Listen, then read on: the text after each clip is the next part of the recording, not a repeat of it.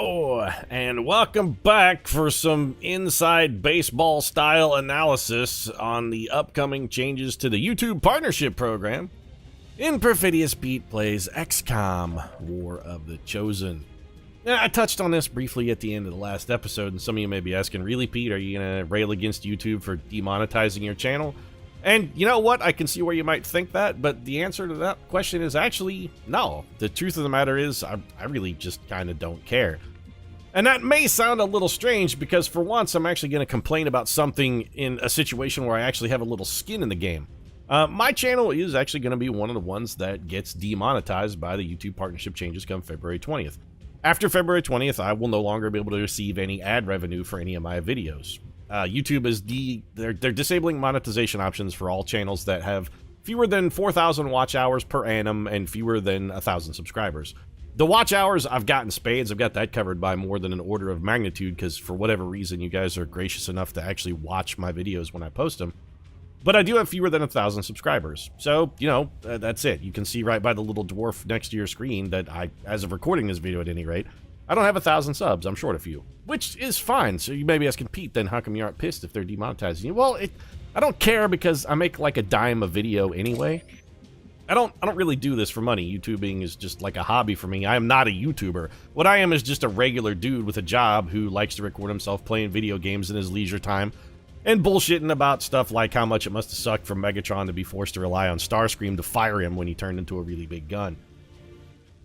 So why the changes? Well, YouTube's got a bit of an image problem lately. They're having some issues where YouTubers are doing some things that are making advertisers a little less than comfortable with advertising on YouTube, and it's driven YouTube's revenue into the toilet to the point where they're actually having trouble making money. And this is a change that YouTube is making so that they can try and better curate their content, because I think we can all agree their auto-curation system is basically hot garbage. And they're trying to do it so that they can make sure that when an advertiser advertises on a video, their ad is not going to run in front of some kind of content that they are either unhappy with or unwilling to present to the viewing public. And you know what? It's probably a change that makes sense for YouTube. I get what they're doing. YouTube is saying, look, this thing is too big. It's gotten out of control. We can't monetize. We can't keep track of all of this stuff anymore. This is it. We don't have the resources to do it. Things are too big. There are too many of you.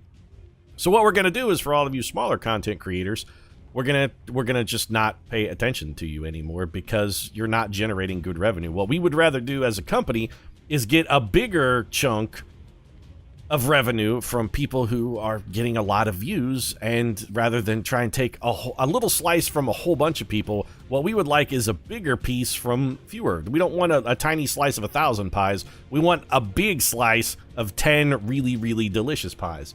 And you know what? From a business perspective, that makes sense. I'm not firing shots at YouTube on this. They're a company. They exist to make business. They exist to make business. They're a business that exists to make money.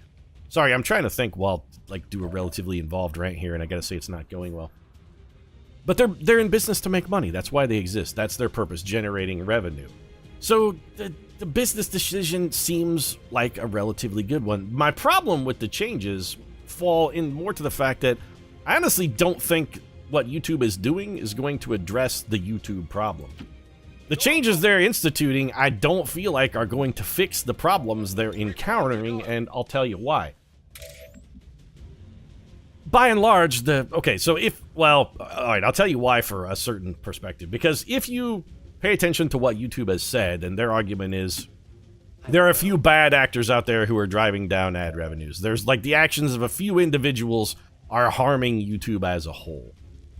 The thing is the people that they're citing as these bad actors, they're not tiny channels. Like the channels that are being demonetized, they're not the channels that are the problem. Like for me, for instance, I mean, most of my videos wind up demonetized anyway because I have a ridiculously foul mouth and tend to talk about relatively, sometimes sensitive subjects. And I'm cool with that because, again, I do this for a hobby. I'm not in it for the money. I don't care if advertisers are running ads before my videos. If they don't, fine. You know what? I don't need the 20 cents a day I make on YouTube. It doesn't really affect me any. I can say and do whatever I want already, and I'm not worried about it. And you know what? YouTube doesn't really have to worry about it either, because by and large, nobody's watching my video. I mean, not a lot of people are going to see this. It's if there's a political figure who's running ads on YouTube and their ad appears before my video and they're very, very strongly against, like, say, pro-choice. Let's say they're very anti-pro-choice, and then I come out and do a 20-minute rant on why I think everybody should have the right to decide what happens to their own body. No, that advertiser could be like, hey, they're going to be upset. But the thing is, I can do that and they're not going to care because they're not going to see it. I was not an image problem for YouTube under any scenario because nobody, like by and large, there's not a big audience that's going to see that content to be offended. You can't offend somebody if they don't know you exist. That's how it works. The people who they have a problem with are the people they're targeting and saying, this is our desired audience. Those are the ones who actually are giving them the image problem. They're the ones people are actually paying attention to. So they're doubling down on saying, we got to make sure that these ponies are well curated and taken care of, when those ponies that they're really doubling down to bank on are the problem in and of themselves. So I don't really feel like, if you believe that these bad actors are what they're trying to eliminate with this extra curation and whatnot, then their actions don't solve the problem. The problem still exists even after they put in this fix. That's one of my objections to it. The other thing, I think that maybe this is not like the greatest decision that YouTube has ever made. How do they enforce copyright now? That's the first thing that came into my mind, because by and large, the biggest incentive YouTube has to force people to adhere to not violating other people's copyright is monetization. They say, hey, if you violate a copyright, we're going to demonetize your video. That's the punishment right now, at any rate.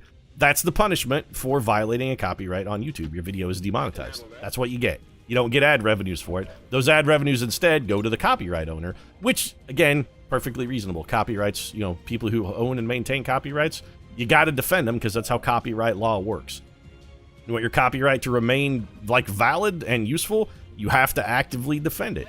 And again, good for YouTube, given that's a solid solution to help the copyright situation. But if I'm a small YouTube creator now, and I already am so small that I can't make revenue on my product. I can't monetize my videos anyway because they already don't qualify for monetization. If I'm already not making money on them, what's my incentive then to not just violate the holy screaming shit out of copyright? What incentive do I have to not violate copyrights when the only thing you can take away from me, you've already taken away from me? So if you're a small YouTube channel and you were worried about copyright violations, hey, don't worry anymore. YouTube's already taken away the one stick they had to make you behave. It's the fucking Wild West now, boys. You can do whatever the hell you want. YouTube can't do anything to stop you. They've got no stick. Or rather, they have no carrot. All they've got now is stick. It's do whatever you want. I honestly feel like the solution YouTube has come up with, while it may make sense from a business perspective and fiscally, if their stated actual goal of fixing these so-called bad actors to make sure that, ad revenue stays fair and effective for everybody, if that's actually their goal, I think they've gone about it in entirely the wrong fashion, because their actions, I think, are probably going to generate more problems for them than they solve. I seriously believe that. Anyway, that's my 2 cents. Let's get back to the action.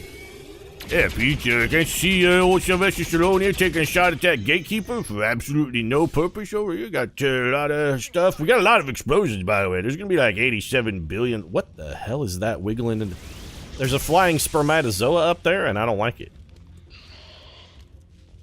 I don't even know what the hell that was, Pete. This guy's going to be real disappointed when he tries to set that mimic beacon on fire, because by and large, they don't burn, Pete.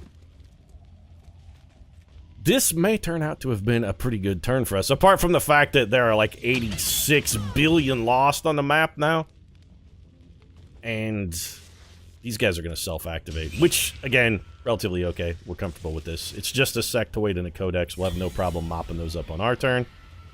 I'm curious what the Lost are going to do. Also, we do have a, finite amount of time left before we got to go shut down that network thing. That guy revealing our girl, though, was definitely not helpful. Lost Dasher buys the farm. We can kill just about as many Lost in a turn as we can find. We got Blade Storm Rangers. If we run into Lost, we're not going to have any trouble. These Lost are actually, I feel like, probably going to help us out a bit. when it comes to things like gatekeepers and shield bearers back here. They're going to be doing some work for us. The only real problem is they are still between us and our objective. So, Sylvester, Hormone, Stallone. We can buy some time as well. What do you got? 100% shot, you kill this Lost Dasher. Well, that costs us literally nothing but a bullet. Go ahead and take the shot. You dead. We have the advantage of not being forced to worry about the Lost. The AI, however, does not share that self-same advantage.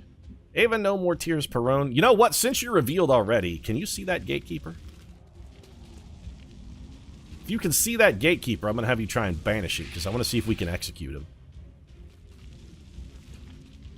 She can see the Gatekeeper. Most of his armor somehow got destroyed. You know what? Do it. Ava Perone's in full cover. Go for the banish. I mean, technically, she's flanked. She missed one. All right, we'll keep shooting. It's fine. This is why we got the extra bullets. It's going to have a hard time executing him if you don't ever hit. Oh, she did it. Never mind. You know, it took her a minute to get there, but she found the way home. Ava Perone is a golden goddess. So we got a Codex back here who's being a little bit of an annoying bitch. I think we should probably have Thurgood Marshall go and kill her. Although we may need that Mimic Beacon. Taylor Swift, apart from that thing, what have you got? A Lost Dasher. This is a guaranteed kill. Take it. There's a lot of Lost up here, and if we gotta thin the herd a little bit, we gotta thin the herd a little bit. Another Lost Dasher kill. Perfect. Taylor Swift has become maximum rank as well. We can use our free action to reload. And I think Tay-Tay can probably just come over here and chop this sectoid into chunks. She does have an implacable move, which is a free move.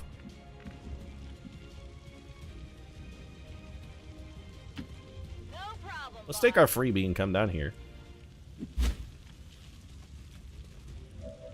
And we can kill another Lost for certain. Now, this, I mean, yes, we can also kill that sectoid, but we'll get to him in a minute. Take this Lost Brute. We got a full clip of ammo. Let's make use of it. You dead. You know that was good. Yeah, you're racking them up, Tay-Tay, but, you know, just because you're doing well right now doesn't mean it's okay to gloat. There's such a thing as being a bad winner, Taylor Swift. Don't be a bad winner. Kill this sectoid, though. See you in hell. Not too shabby. Taylor Swift should be untouchable, implacable, and all of the other in-somethings. Like, no one can touch her ever. I think we will go ahead and run and gun here with our boy, Thurgood Marshall. Get your ass over here. We're going to have you shoot this Codex. Kill that. You should be able to Arashi her in a single hit, no problem. This is going to crit, and it's going to crit for 1 trillion. Codex is dead. Yep, you're also hair trigger, free action. Ooh, we actually got hair trigger. So we have... You're implacable. If we take your implacable move... Is that it for Thurgood Marshall? No, he still got a shot. Well, what can you shoot, Thurgood? You could buy us an extra turn, which I don't hate. You know what? Even if you miss, though... Even if you miss, there's a pretty strong chance you're able to kill. You know what? Take that shot. Well, okay. That guy exploded and... Yep. Like, this is an enormously huge number of loss, though. This is like a lot of lost. Like, a lot. A disturbing number. Morgan Freeman can go kill about 8,000 of them in a single turn. Is there any Advent left, or did we kill them all? There's one Advent shield bearer back there who is completely surrounded. But as far as Advent forces go, that guy's the whole team. He's it. Alright, Erwin, let's move you up. Anything you can do to help out here would be nice. From in a Lost... Yeah, kill that Lost Dasher. Regular Lost we're not so much worried about. It's the Dashers that are a bit of a problem. 98% chance here. Go ahead and take it. The reason we're worried about these Lost Dashers, Ava Perone is in a little bit of a vulnerable situation after taking out that Gatekeeper for us. With one deft salvo, I'd like to point out. Ava Perone doing the Lord's work. That's fine. We got to buy some time anyway, Steve. Irwin's going to get us an extra turn. Irwin is also out of ammo. All right, Freeman. So we got to get you in a forward position where when the Lost come a-calling, and they are going to come a-calling, they all come a-running at you because you, Morgan Freeman, have the katana, and you, Morgan Freeman, cannot miss. Morgan Freeman cannot miss. Are there any Lost up here that have more than 11 health? The answer to that question is no. Alright. Morgan Freeman. My sword is thirsty. His sword is thirsty. Are you going to be able to kill this man, Morgan Freeman? That's the question, not the Lost. I know there's 8,000 guys between you and the target we actually want you to hit. Are you going to be able to kill that elite shield bearer? Game says yes, and you can do it from the tile you need to be standing in. Go do it. Freeman's on the move. He bought the farm, sure enough. Not too shabby. Freeman with the kill. We are reaping, and we are implacable. Well, first things first. Let's go ahead and drop those X4 charges. This is about to be an amazing moment for Morgan Freeman. Like, this is going to be why we call him the God of War. This is going to be straight up unbelievably amazing. So we dash around here. We're dead. And now Morgan Freeman just turns into a butcher shop. Did you see that one? I did, Morgan Freeman. It was great. You're a butcher shop. Somebody should probably be keeping count. Like, we should have a running total of the Morgan Freeman kill train here. We gonna be able to get this dasher? Absolutely we are. Get him from here is fine. Got him. Well, how about that? Freeman's still working. We only got 8 here, so we're getting a little bit low. We're gonna get 6 maximum on this guy. I don't suppose. No, I mean, we still kill this dasher. Morgan Freeman is a god, though. He's a god, a straight up literal god. There's a reason we call him the God of War. This is it. This is incredible. It's incredible, Morgan Freeman. It wasn't just good, it was goddamn incredible. We really don't need to buy ourselves another turn right now. Okay, so there's the first Lost we're not going to be able to kill. So who's our next highest health total? Got 4, 3, probably this guy. All right. Come work the problem.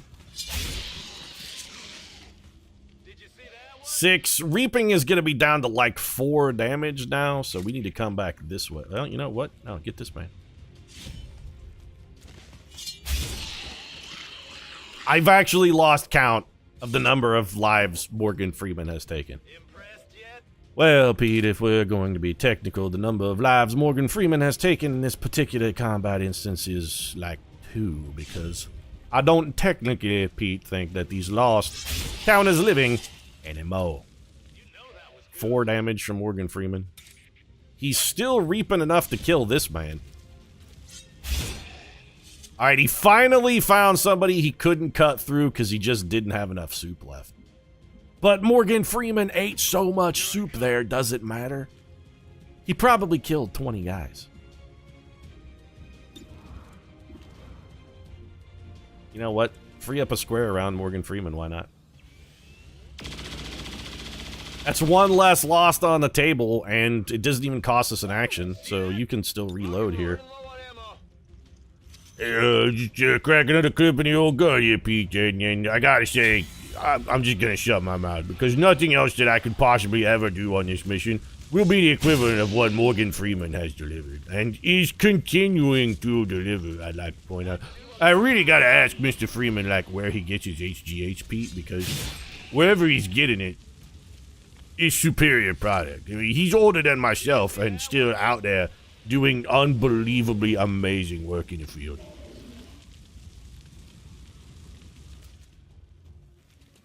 Oh, right. I'm sorry, Lost. I forgot you were there. You may go now. Not as impressed as I am with Morgan Freeman, per se, but, I mean, it was still pretty cool, Taylor Swift. Yeah, how about that, indeed? So we have to neutralize all enemy targets. That's actually going to be somewhat difficult, simply because of the number of potential enemy targets.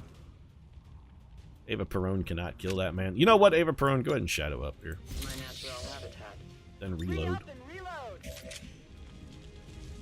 I don't even know who is left. We might as... Pete, you should stop feeding kills to Morgan Freeman. He's maximum rank. Yeah, I mean, I suppose that's true. We should also let Thurgood Marshall... I mean, he's missing out on all the fun here. Let's let Thurgood Marshall get into the mix. Thurgood Marshall is also a Bladestorm Ranger, so... Feels like he maybe get some small piece of the pie. He's got to go for... Morgan, you got to go for the YouTube thing here, You go for the YouTube thing, Thurgood. You don't want a small piece of 1,000 pies. You got to go for the big piece of a big pie. My serious concern, though, is for YouTube at least, is the copyright thing, because they don't have. How are they gonna punish people for violating copyright? And the other thing too, when it comes back to that, wow, that last stand there by Morgan Freeman was absolutely fucking amazing. But when it comes back to the copyright thing for YouTube. Here's the deal, like the way that works now is if you post copyrighted content, any ad revenues you make on your video actually goes to the copyright owner, but if you can't monetize your video,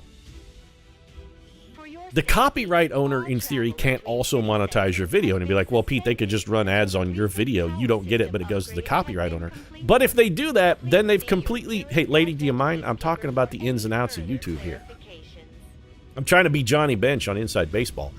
But here's the thing. So the point of the whole changes is for curated content, right? They only want ads running on curated content. Let's say you're a small creator who's violating a copyright. Ordinarily, what they would do is place a copyright claim on your video. Those ad revenues on your video would then go to the copyright owner. But if your video is not monetizable, and remember, the reason YouTube has said that your video cannot be monetized is because they're worried about ads appearing on inappropriate content. So your video is not monetized because they can't afford to curate it. But that means they then can't place ads on it for the copyright holder of the copyright you're violating because, again, your content is not curated. You see what I'm saying? That if they start placing ads on it for the copyright owner, they run the same risk of ads appearing on uncurated content, which is potentially inappropriate for the advertiser. So that means they can't put ads on copyright claimed videos anymore. And this is not something I've heard anybody else talk about. I've seen a couple other things, like Jim Sterling did a pretty good piece on the whole YouTube partnership changes. But the thing nobody else seems to have twigged to is for a small channel now, there is utterly no penalty for violating anybody's copyrighted content. You can do, it's like I said, it's the Wild West. It really is. You can do whatever you want now if you're a small channel. The only thing they could potentially do is change the copyright system to just like be like every time you violate a copyright, it's not a copyright claim where the ad revenue goes to the copyright owner. It's just a straight up copyright strike. Which, I mean, that seems problematic because there are many ways you can inadvertently violate a copyright. What if you're playing like a video game or you create something and it has copyrighted music playing in the background of which you're unaware? That happens very frequently. What about the billion, trillion, zillion spurious copyright claims that are constantly being generated by YouTube's content ID system? It's, I see what you're shooting at, YouTube. I really do. And hey, don't think that this is just Pete being sour grapes at YouTube too. I actually, again, from a business perspective, what YouTube is trying to do, it makes fiscal sense. And I don't even care that they're demonetizing my channel. Even if I was enjoying significant ad revenues from it, I'm not sure I would be salty about YouTube's changes because YouTube has to exist for me to have an outlet for my hobby. If YouTube goes away, I don't have an outlet for this hobby anyway. I've got no place to put these videos. What am I going to stick them on Vimeo? Who's watching that? Nobody. Well, like 4 people from, it's like 4 people from Afghanistan who can't get actual YouTube, or maybe people in China. I don't know, because there are government restrictions. Who's not watching YouTube? That's where you go when you want to watch videos online. You go to YouTube. So they give me an outlet for my hobby, and I need YouTube to not be bankrupt for my hobby to still have an outlet. So I'm on YouTube's side in this one. I actually want them to be profitable, make money, and remain in business, even if I'm not enjoying occasionally an extra 25 cents a day. I don't care about the 25 cents a day. Like I said, I'm fortunately in a position where I don't have to care about this. I mean, like I said, I'm just a regular dude with a job. I'm good. I don't necessarily need the ad revenues. And honestly, I think any small creator who's little enough to be affected by these changes also is just a regular person who also has a job. I mean, they may be hoping to become something more, grow their channels, etc., but as of right now, they're still working a day job because there's nobody with less than 1,000 subscribers and less than 4,000 hours of total watch time in a year who's making a living doing YouTube. Overgrown tank. Free heavy weapon is intriguing. It's interesting, but the copyright thing, I gotta assume that's going to be a significant problem for YouTube itself, and it's going to be a significant problem very quickly. As soon as people catch on to the fact that, hey, if my video is uncurated and can't be certified as like appropriate and friendly for advertisers, and they won't run ads on my content, then they can't do anything to me if I'm just like show a picture of me doing cum shots on a Shakira song. Just be like, what did you do? Oh, I posted a video where it's just like me adding sauce to all these pictures of famous celebrities. Be like, well, huh. That's definitely not advertiser friendly. And you're playing a lot of copyrighted music there. Basically, we're hearing all the copyrighted work from the photos of the celebrities upon whom you're splattering what appears to be faux semen.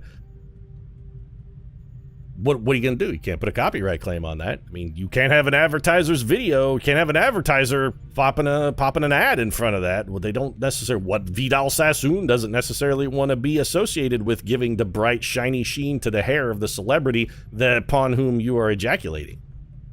It's a real naughty situation. K-N-O-T-T-Y, not N-A-U-G-H-T-Y. Although in this case, I guess it works both ways. It's both K-N-O-T-T-Y, naughty, and also N-A-U-G-H-T-Y, because, you know, you're jerking it on celebrities' faces. I digress. I've gotten off into a weird area here. Let's go back to scanning. It's just, it seems troublesome, and I'm concerned about YouTube. That's all it is. Like I said, I like having an outlet for my hobby.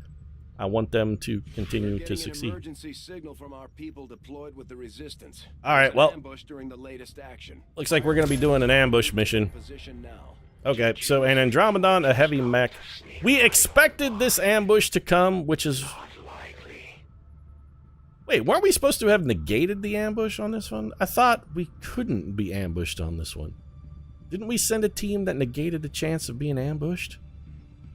I thought we did. Well, this will be interesting. We're going to see how this one works. Valorite, the Surik, the Deathwalker. Potentially in operation in the area. I really would prefer to not fight a Chosen on an ambush mission. But that'll have to be next episode, because my time for worrying about YouTube, I guess, is over. Not that they really need to worry. I mean, Big Daddy Google will probably take care of them in the long run.